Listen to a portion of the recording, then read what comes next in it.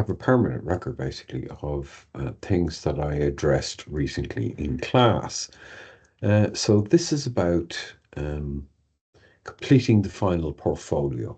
And we'll be sending a link out to mentors or on-site supervisors also in the hope that this will be of use in the final months, as it were, of the first academic year. So the purpose of today's session is to say a little bit about the assessed interviews, which are now all completed. Introduce the IATE, which is the Apprenticeship Standards, and review the Index of Evidence. Really, that's my core job here. As you know, I've tried to give you information about what's required in the module as we go.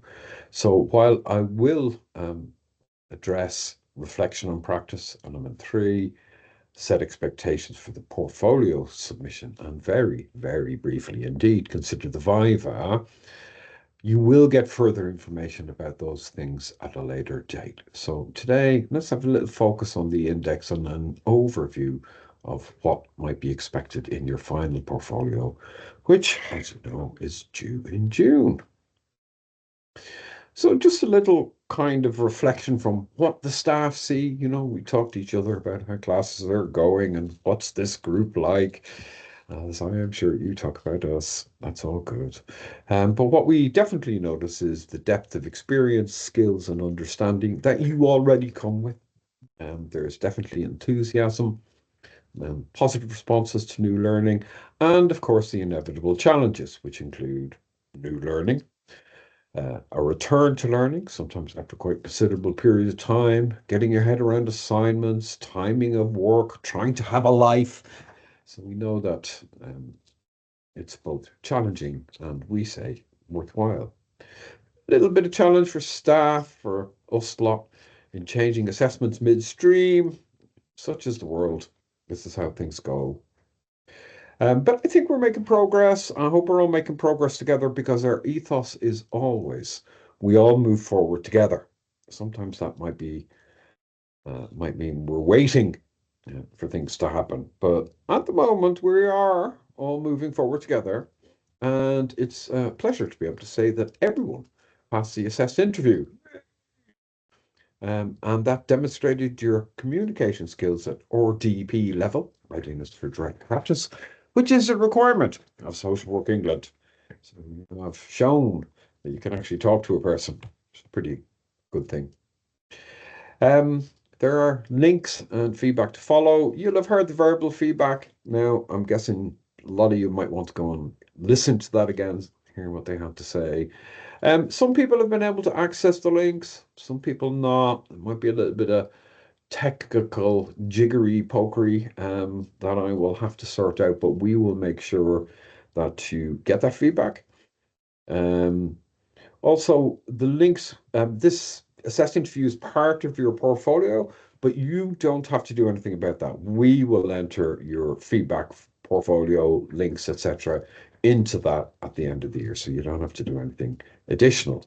Now, we talked among ourselves, as we do on a regular basis, and we were thinking, do we really need to make everybody do another 300-word reflection? We're going to ask them to do a 1,000-word reflection in any case, and we kind of thought, no, let's not do that. The PLE feedback, in some ways, is the most important thing, and there will be a brief few lines from members of staff, and we think that's quite enough. But I would suggest, after the experience, that's good evidence, and that you might include that in your index of evidence. So, little task for you to do perhaps this weekend. Feedback, we try to keep a feedback loop going all the time, but there are formal elements of it as well. So we do very much value what you ask us and what you say in class, and we learn a lot from that. We will be asking mentors and other employer representatives towards the end of the year. We do send out an annual survey, but we won't do that until June. But we just thought we'd mention that there are formal processes where mentors can give feedback. And there are also formal processes for you as apprentices. There are student voice meetings, and your reps have attended and represented your points, and that those happen periodically. So if there are things that you feel have not been addressed, please do tell your reps, and they'll bring it to us.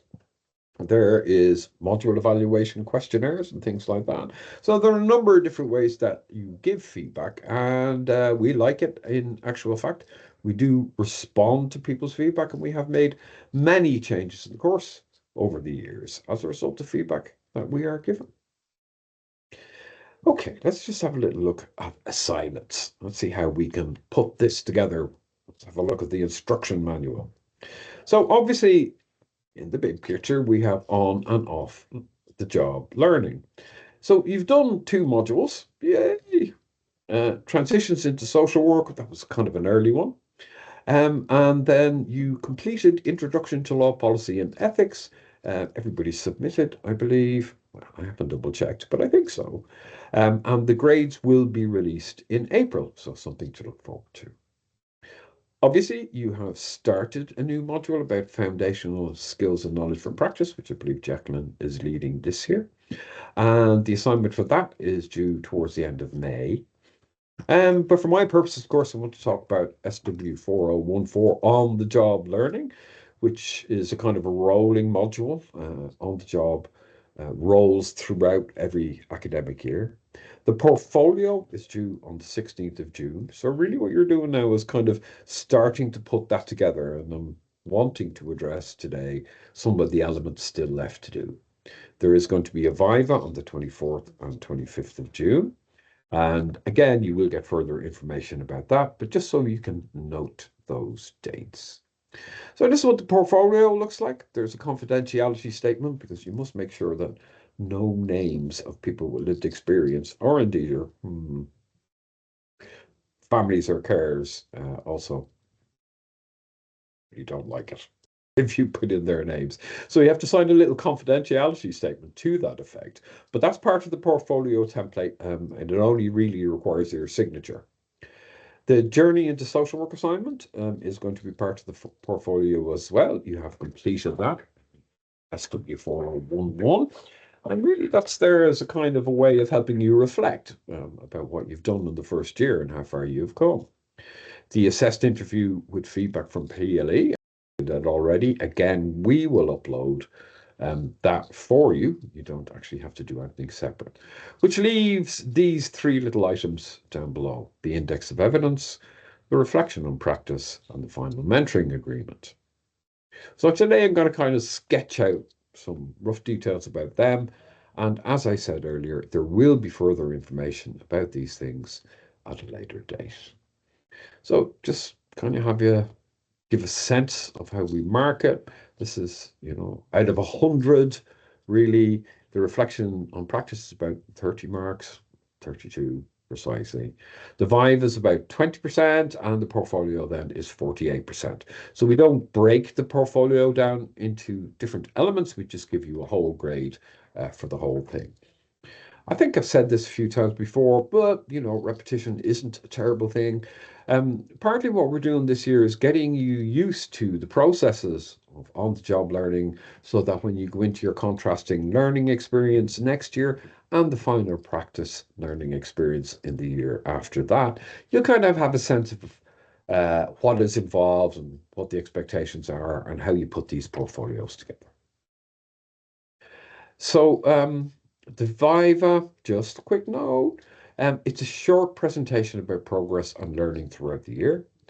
And really, it should flow from the reflection and other portfolio elements. So that's why it's at the very end. You will have been thinking, reflecting, gathering evidence about your whole year, and then you'll have a little opportunity to put a 10-minute celebratory presentation together about that at the very end. So what about this completing the portfolio business? Well, let's have a little look. Just to remind you, these are the things that are in it. You've already done 3 of them. So you're halfway through. Whee! Pretty positive thing. That was a pretty weak whee, but do what we can. So one of the first things we decided, because as you know, and we have talked about this in class, we've had to make a fair few changes and the timetable gets a bit scrunched.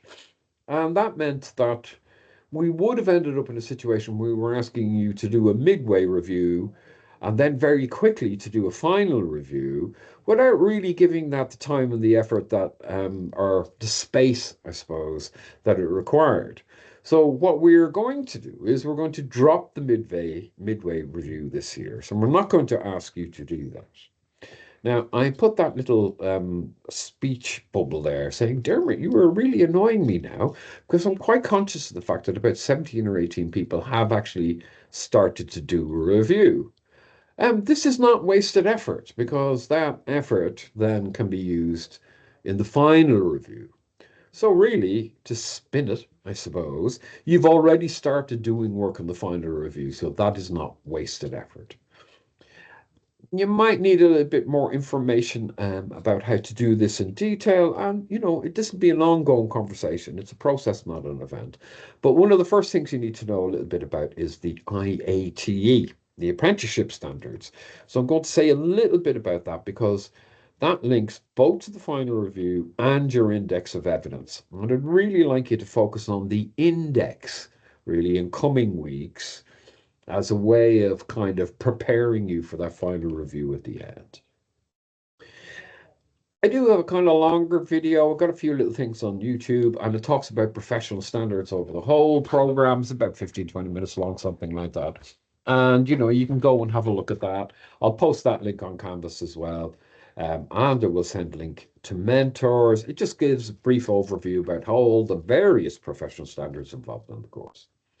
But what you need now is a way to align the PCF and the IATE. So by this stage, you should be pretty familiar with the PCF, what kind of evidence looks like against each domain. And now in the index of evidence, we're asking you to have a column here with the PCF and then another column with the IATE. So, what is that, Dermot? Well, strictly speaking, the IFATE, but let's not argue about an F between friends. It's the Institute for Apprenticeships and Technical Education, and they set the standards for all apprentices. There's like literally thousands of different apprenticeship courses. And they're set out like this. You can follow the link, but this is what you'll see when you get there. There's an occupational summary. It says about what is social work, what do you do, very much an occupational take. It's more about what you do rather than what's your professional identity, if you see what I mean. But, it is a standard monitoring exercise, so that's not really too surprising. It splits it out in various different ways. It says there's 19 main duties, and they're mapped against three kind of lists of things. There's knowledge statements, about 35 of them, skills, 50, that's quite considerable number of them, and kind of basic professional behaviors, of which there are five. So you'll see the 19 duties, and it'll have a certain amount of knowledge, skills, and behavior statements associated with them. Unfortunately, there isn't a national guidance on how you map these against the other professional standards. Yes, we did ask BAS1 and I have asked various people, will they do this? Because in social work, you'll see some of the professional standards are mapped against each other. Yeah, really, you probably don't know about these, but PCF, the Social Work England professional standards, the KSS standards. At a later stage in your career, when you qualified, you become more familiar with them. But suffice it to say, while other standards have been mapped across each other, not so much the apprenticeship standards. So, like, we did it ourselves then, basically me and Maxine. Um, and as you see from this little graphic, I'm not sure we got it entirely perfectly correct. Probably not. But we think it's a pretty good go at it, and we think it may be useful to you. So rather than have you look at the PCF, little descriptor there, and then have to go through a whole series of professional standards and work out where that is, we've kind of done some of that work for you. The evidence trackers spreadsheet, um, please, when you kind of come to a link on the module for a spreadsheet or something like that, Don't change it. Or if you do want to change it, save it to your own device first. Because if you change the template that you access in Canvas, that changes it for everybody. See what I mean? Don't do that, please. So you'll see there's about 4 or 5 different pages. Really, the one you want here is the PCF and the KSBs. At different times, some of these other pages may be useful, and there's a little open tab that if you want to keep track of these things yourself, you can do that. But three, because you know the PCFs and you're really looking, where does this fit with the KSBs? That's probably your most useful section, as it were. And that will enable you to fill in those columns, both on the learning opportunities section, on the mentoring agreement, and on your index of evidence. So really at the moment, if you were to do one thing in the next couple of weeks before you do your reflection, see if you can have a little go at that and see if you can kind of make sense of it. Where do you find it? Well, it's in the module document folder. You can see there from a big orangey arrow between the mentoring agreement and the index of evidence. That will open up the spreadsheet there. I hope that's very straightforward. I mean, it should be really, shouldn't it?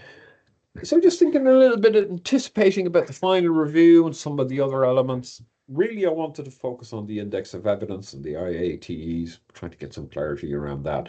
But just briefly, some of the other kind of things you're going to be involved in over the next couple of months, thereabouts. So it's a process, not an event. So you can build this up over time. It's not something you have to sit down there and do in one day and it's done. No, you'll add to it, you'll refine it, you'll get feedback, etc., etc. Make sure your university tutor is in the loop. All the university tutors are very experienced practice educators, so they know what this type of document looks like, and they will be able to advise you about different elements of it. And if in doubt, you can always come back to me. Everybody's going to contribute to it. The final review essentially is going to be written by you and the mentor. There are examples of what this looks like. Um, hmm. Okay, we will have further discussions about it because I don't expect in one kind of short video like this that I can incorporate everything. And if I try to fit everything in, it'll be too much information in one go. But the link to the index of evidence is important because the index is the kind of pivot around which everything else revolves. Because when you do that review, you'll be saying, this is where you can find the evidence in the index.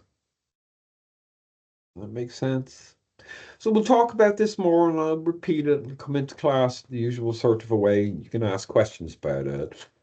But if you're kind of think about it this way, if I'm doing that review over there, and I know these elements have to be completed, my first task might be to make sure my index of evidence is pretty robust, that I have a lot of evidence in there, and it's kind of clearly set out so that if anybody did want to find that index, the evidence that it relates to, rather than the index.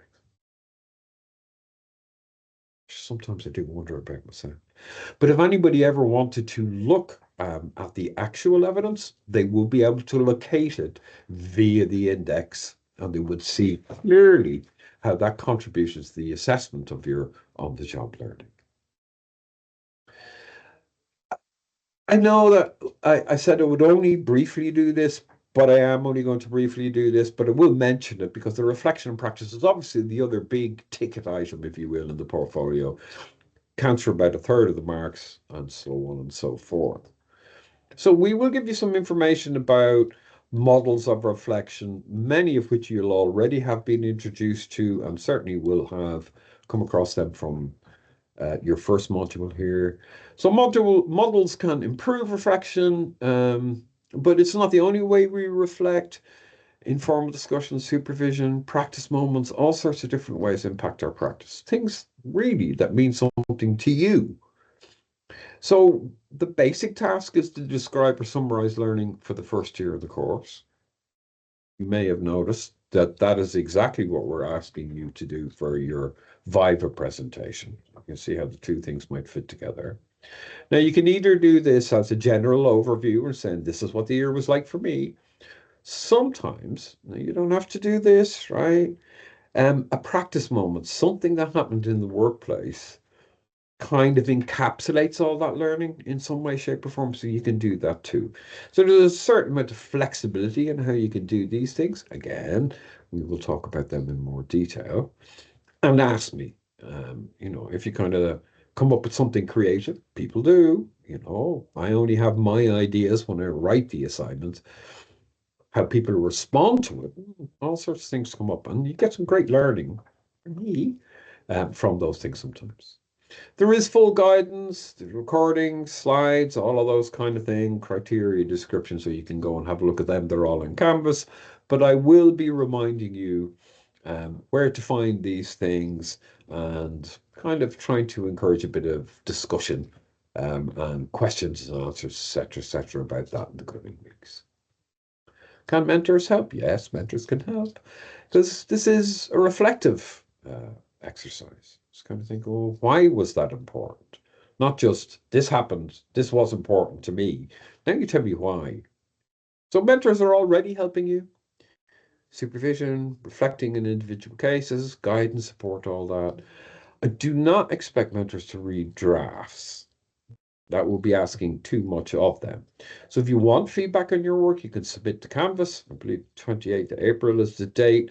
Okay, try to get it in by then. A little bit of flexibility with that. Don't leave it too much longer after that, because otherwise you won't have time to refine it sufficiently before the end of the year. Your university tutor, again, is somebody who is used to reflective practice and practice education in general. So it might be useful for you to talk to that person. But really, there's a kind of general principle of the course. If you want feedback for your written work on assignments, ask the module leader. And in that case, in this instance, that would be me. I think that's just about covered it. As I say, one thing at a time, the Vivas, etc. I'll give you a little bit of guidance about that. Just kind of a recap, though, very briefly. Everybody passed the assessed interviews. Big thumbs up. I expect you, as I have said, that you would be able to do this because you have a lot of existing knowledge and skills. Not all learners who come onto social work have those same skills, but you have that experience directly in the workplace. So that was good. Now you have to complete a portfolio. The assessed interview guidance and links will be added to your portfolio, so you don't have to do anything about that. You'll have a confidentiality statement.